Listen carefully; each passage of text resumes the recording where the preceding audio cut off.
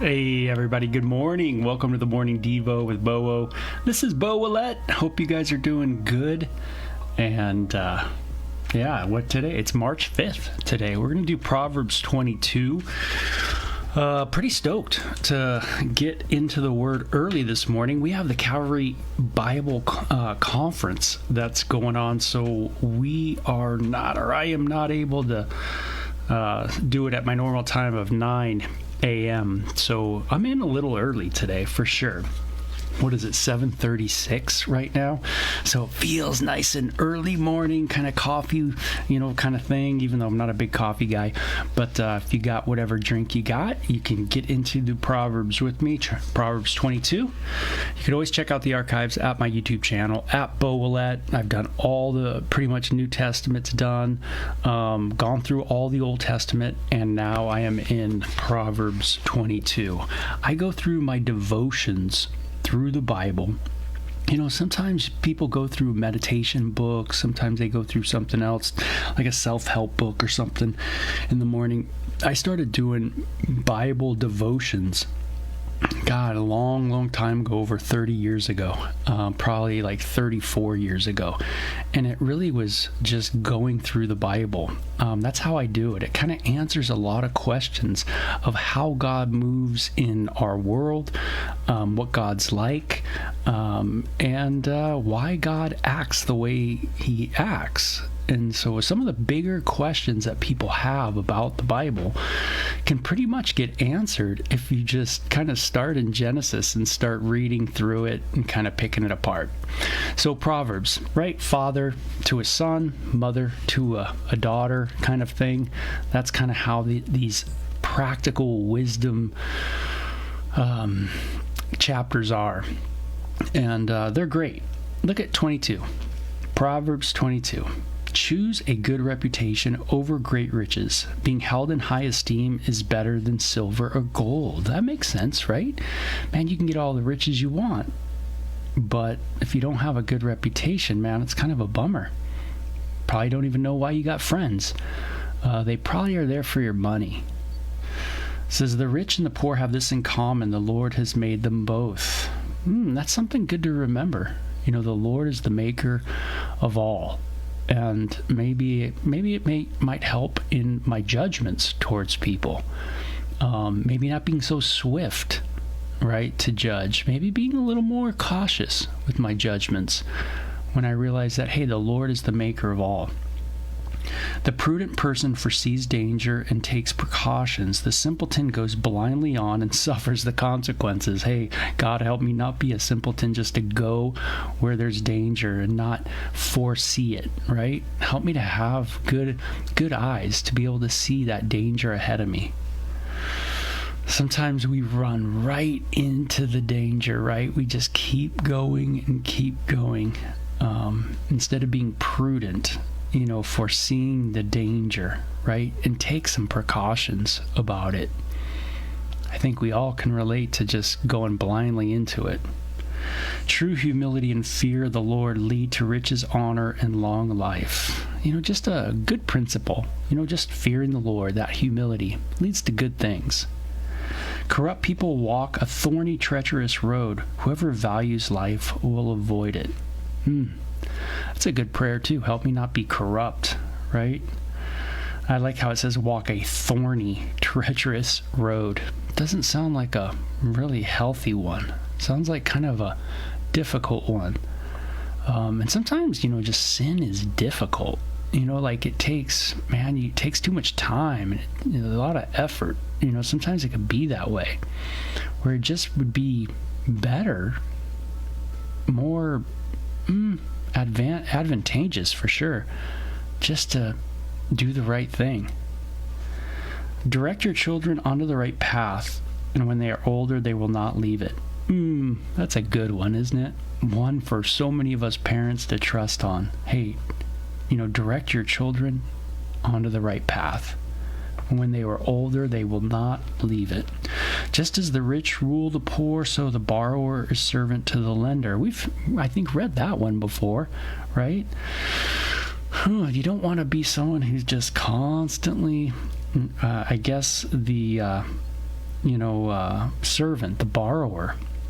That can be a real heavy load on you. Sometimes we got to make changes too. Maybe in this proverb you might read it and go, hey, I need to make some changes so I'm not so weighed down, in debt, financially, where it really things are a burden.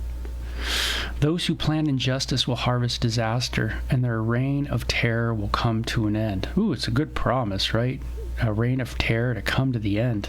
Finally finish, right? Those who plant injustice. I think of, especially in politics, the injustice of it. It's all going to come to an end at some point. Blessed are those who are generous because they feed the poor. Hey, am I a person who feeds the poor? Am I generous? Throw out the mocker and fighting goes too. Quarrels and insults will disappear. We've read that again too. The mocker, the one who's just causing it all to go, the quarreler, right? Is that me? Am I the mocker? Am I the one who quarrels and makes insults? Or am I wise enough to recognize that person who is, the mocker, the one that's stirring the pot, and able to avoid that or remove that person? It's a good one for ministry too. When you're in ministry, sometimes, you have to, tell that person who's just causing a lot of problems, you got to say, hey, you just can't do that here, and then things get quiet down and people are able to really listen and focus on the Word of God. Whoever loves a pure heart and gracious speech will have the king as a friend. That's cool. Pure heart. Blessed are the pure in heart, right? And it says a gracious speech. You'll have that king as a friend. The Lord preserves those with knowledge, but He ruins the plans of the treacherous. And another proverb on the sovereignty of the Lord. The lazy person claims there's a lion out there. I'll go outside. I might be killed.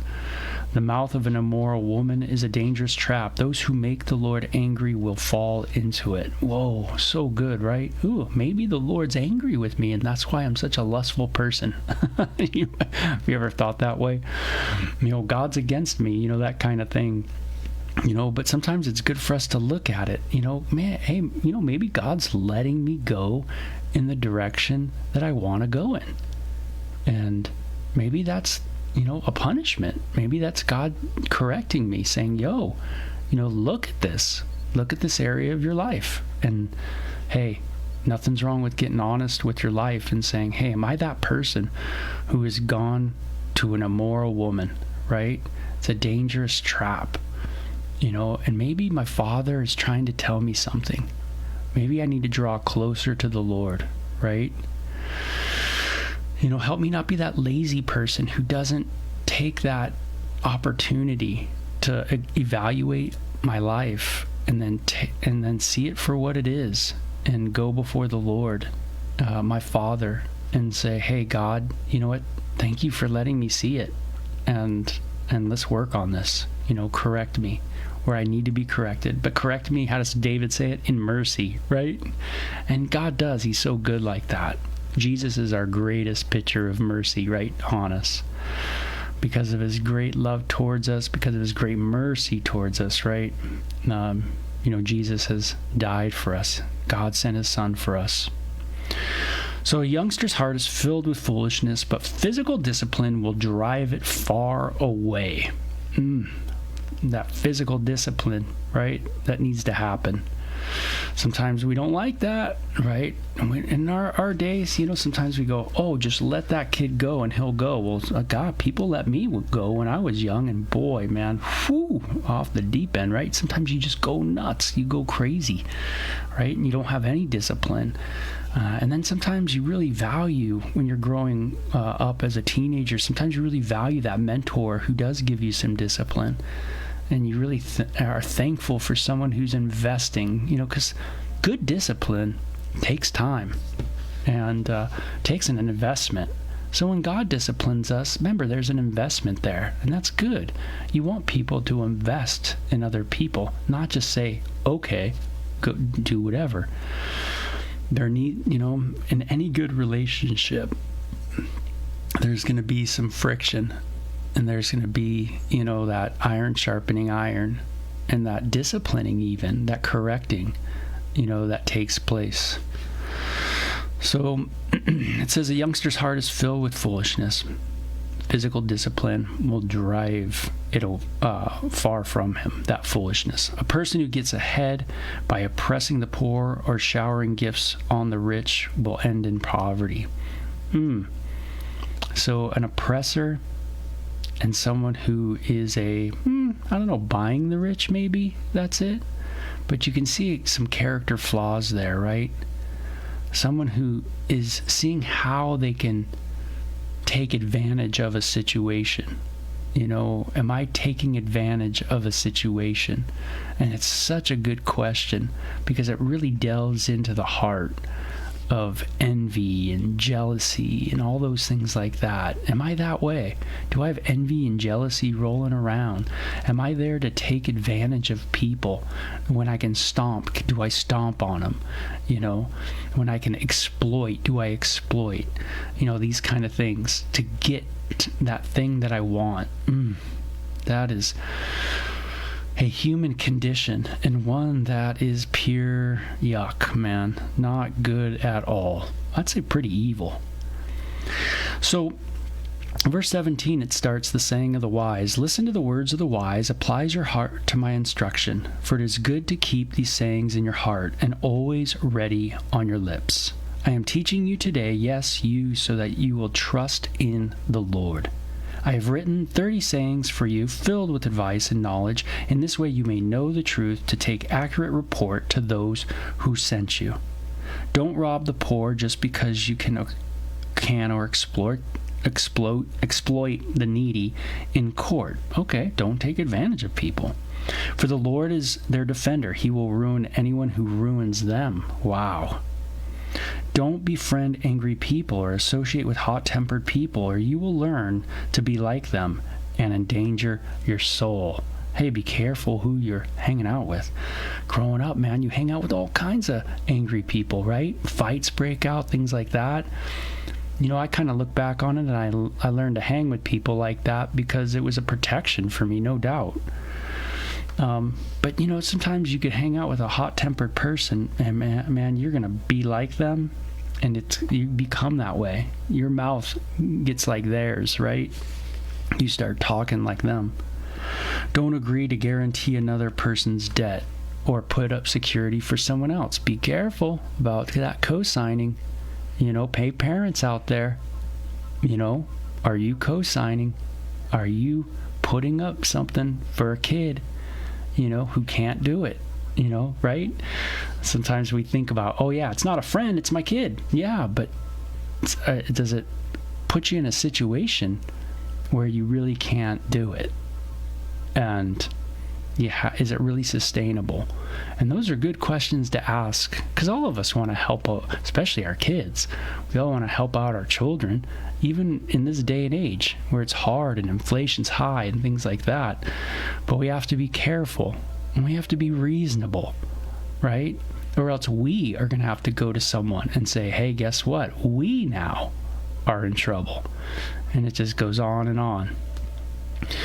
If you can't pay it, even your bed will be snatched from under you. Don't cheat your neighbor by moving the ancient boundary markers set up by previous generations. Hey, man, honor those previous generations. Don't just set up different things. Don't just do it your way. Maybe there's a way to honor your ancestry. Man, that's a good word for us, right? A lot of people did a lot of things, and that's how I came to be. And here in my day, do I have an honoring heart towards all those who came before me? Do I think about that? Do you see any truly competent workers? They will serve kings rather than working for ordinary people. Hey, a good, competent worker is an awesome person. And it's someone who, man, is great, where you don't have to tell them everything. They just go do it. They take the initiative. They truly see things and what needs to be done, and they go about it. You don't have to remind them all the time, hey, do this, do that, do that. You don't have to micromanage, because they know already what to do. They've been doing it. They're on top of it, right? And that's awesome. A very competent worker. Something to strive for. Totally. So a good proverb, man, these have a lot of good things to them, a lot of good sayings. So you guys have a good day. Stoked I read that, Proverbs 22. That was some good stuff. You guys take care, okay? Have a good one. We'll see you later. Bye-bye.